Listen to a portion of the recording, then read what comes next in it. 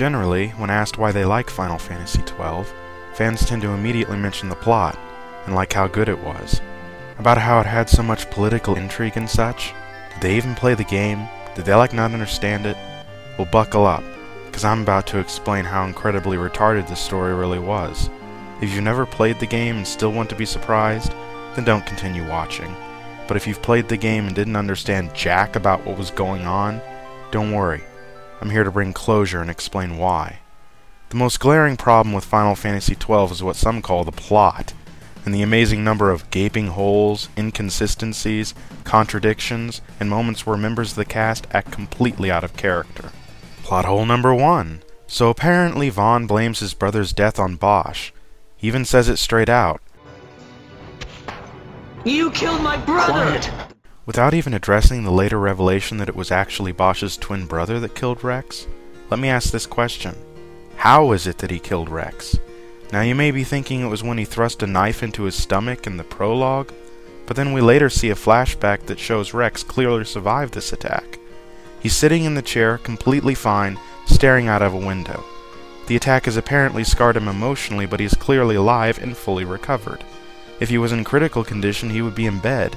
Vaughn even talks to him about Bosch's betrayal, and we're given no indication that he's about to die. Now maybe you're thinking Bosch could have escaped from prison and came back and finished the job, and Vaughn could have seen Gabranth do it, but then why does Vaughn think that Bosch has been executed? He'd have seen him and known that he was alive. On the flip side, if Vaughn didn't witness Bosch sneaking in and murdering his brother, how does he know that it was Bosch that killed him? Maybe Rex somehow mysteriously died after we see him in seemingly perfect health, but if so, why does Vaughn immediately assume that it was the result of Bosch's attack?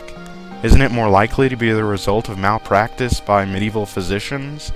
Now maybe this is because Vaughn's judgment is clouded by rage, but if that's true, then skip ahead to plot hole number 3, where I attempt to explain why Vaughn is the first to believe Bosch's comically thin claim of being made a patsy.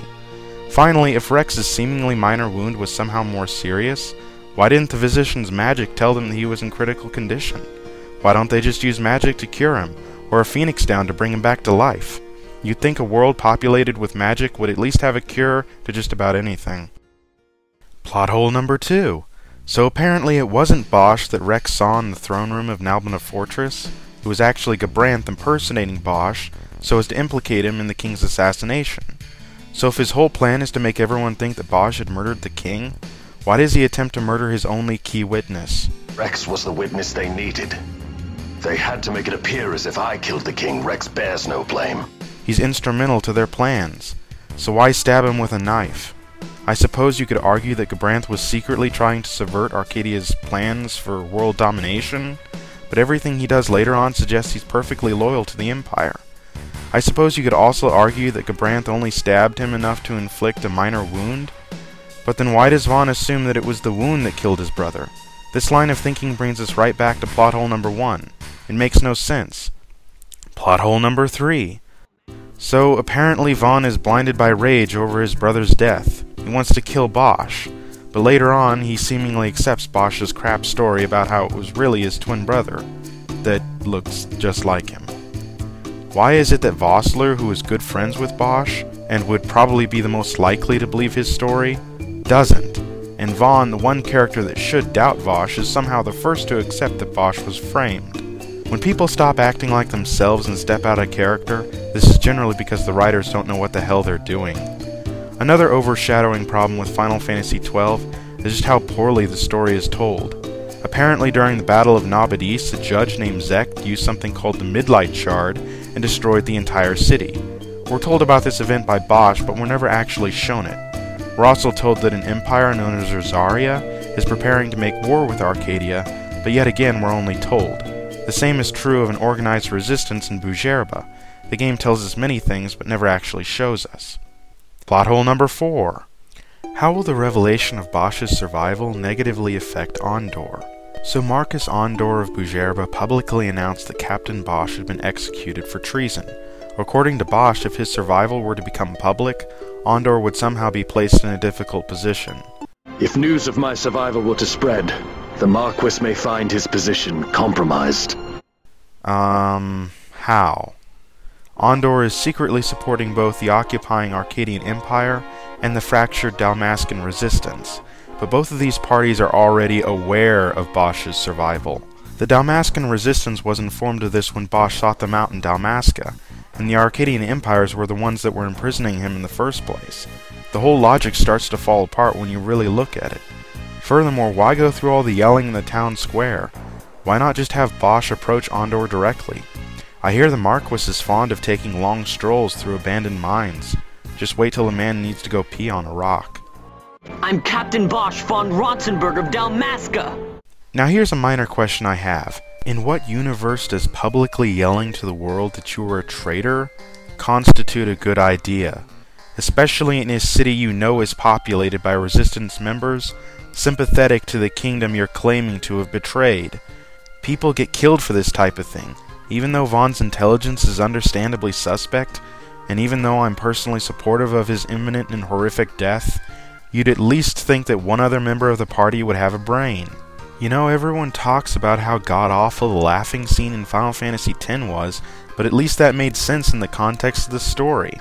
I'm used to English dubs by now, and I can forgive bad voice acting, but what I can't forgive is illogical plot devices constructed for the sole purpose of shoving fecal matter down my throat. Plot hole number 5. So after the party meets Dr. Sidolphus Demon Bunansa, the man instructs the party to journey to the city of Girovagan, where he means for Ash to meet the Arcuria. I too make for Girovagan. Give chase if you dare it. This makes absolutely no sense at all. We later learn that Cid's goal is for Arcadia to attain world domination and somehow wrest the reins of history away from the Arcuria and place it in the hands of man. Having Ash, the enemy of Arcadia, meet the most powerful beings in existence and become armed with the most powerful weapon in existence is actually counterproductive to his primary objective. He wanted Ash to get the stone. He wanted that all along. That's why he flaunted his nethicite and reeled us in with his stories about Girovagan. Balthier speculates that Cid is motivated out of some kind of scientific curiosity, but this is little more than an excuse for sloppy writing. Are we supposed to believe that the man commits treason and throws away everything he's trying to achieve for no reason at all? Even more incredible is that this same problem happens again at the Pharos Lighthouse. Apparently Gabranth had been ordered to peacefully approach Ash and assess her intentions. Instead, Gabranth attempts to kill Ash and everyone else, for no reason. Everything we know about Gabranth suggests he's perfectly loyal to the Empire, and he possesses no grudge against Ash or anyone else that would cause him to commit treason just for the chance to murder them. Why the hell does this keep happening? The story is so horribly written that I actually think I could have done a better job. Then, just to insult our intelligence, Cid appears and accuses Gabranth of committing treason and shaming himself. This coming from a man who has himself committed treason by giving aid to the enemy. Sure, that makes perfect sense. Then, after scolding Gabranth for attempting to kill Ash, Cid also goes against Vane's orders and attempts to kill Ash himself. What the hell?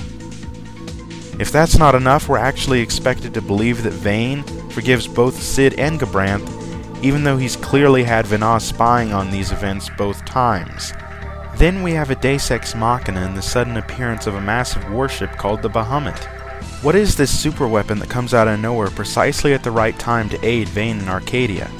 Yet again, the writers were too lazy to provide explanation. Also, have you noticed how the main interest of Final Fantasy XII seems to be happening in the halls of Arcadia's Senate and the Royal Chambers? And the game inexplicably has you doing fetch quests for magic crystals. Even if we were to argue that Final Fantasy XII's story was good, we'd still run into the problem that none of the playable characters really have any stake in what's going on. There's some hint that a power shift in Arcadia will affect the main party, but we're never quite sure how.